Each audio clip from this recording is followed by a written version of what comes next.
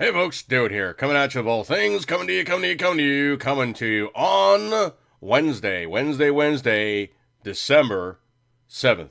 A day that will live in infamy. 8 o'clock local time in Hawaii, December 7th, 1941, was the Japanese attack upon most of our fire and forget group. Read like the ships that basically go out, kick ass, take names, and come back to port when they're done. There's some conjecture as to, why all the ships weren't there, what ships were left on station in Pearl, and all the rest of this stuff. I'm not going to get into that. The only thing I'm going to do is I'm going to commemorate the date in question and state it as such. This is the 75th anniversary of the attack on Pearl Harbor, and I don't forget Pearl Harbor. There's definitely that thing where you basically have the pins and all the rest of that stuff from back in the day that said, remember Pearl Harbor. I don't forget Pearl Harbor. I never have forgotten Pearl Harbor, and the date truly is one of those things, along with VE Day and VJ Day, victory for Europe and victory against Japan, where those things made a heck of a difference in my own personal existence of noticing dates and remembering those who came before us. Now, there's a quote that's been given from Admiral Yamamoto, and that is not correct. It says, "I fear all that we have done is waken a sleeping giant and fill him with a terrible resolve." That quote is a movie quote from the movies Pearl Harbor and previously from the movie Tora, Tora, Tora, which translated from Japanese is just tiger, tiger, tiger. Now, Admiral Yamamoto was actually given a very similar quote, which is actually the correct quote, and that happened on January 9th, 1942, and that was in a book called The Reluctant Admiral. Hiroyuki Agawa gives a quotation from a reply by Admiral Yamamoto to Ogato Taketora on that date in question. And it says, quote, "A military man can scarcely pride himself on having smitten a sleeping enemy. It is more a matter of shame, simply for the one smitten. I would rather you make your appraisal after seeing what the enemy does, since it is a certain that, angered and outraged, he will soon launch a determined counterattack."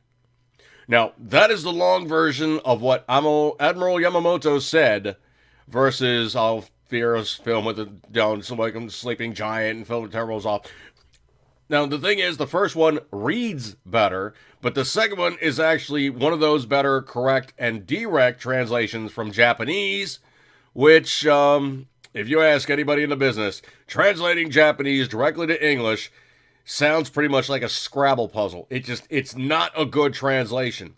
What you have to see is the whole sentence as a whole. That's when it makes sense. Case in point, something very simple in terms of how they actually phrase stuff.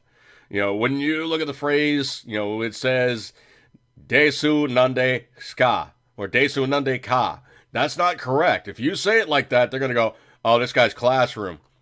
But the phrase is actually "Des nande ska." You actually drop some letters, and it says to them, "I wish to pose you a question." So there's a lot of ins and outs in Japanese that most people just don't get. And the direct translations sometimes are interpretive.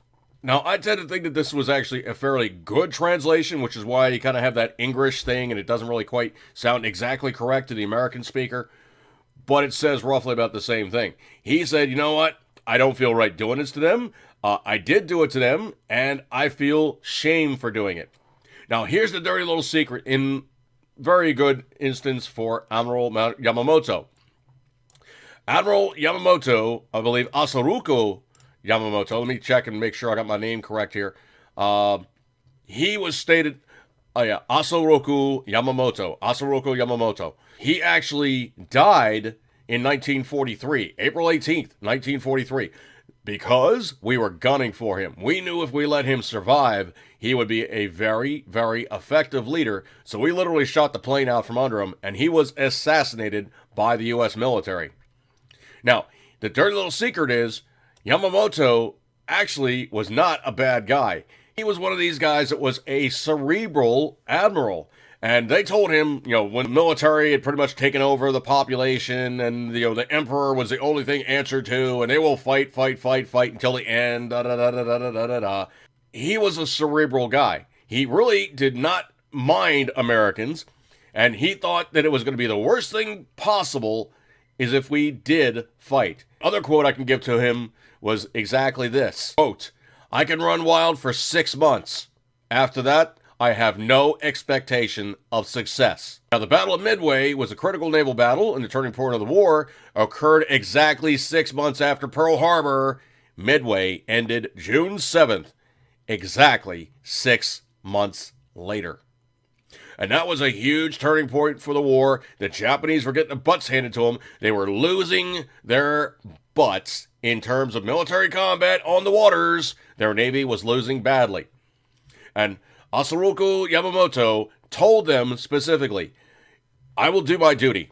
I will plan the attack. I will make the attack happen. It will be a glorious success. That said, if we do such a thing as this, we are going to get slaughtered because the Americans, when they catch up, and they will, they're going to take us apart, and it's not even going to be pretty because they are that sleeping giant that we have thus just awoken.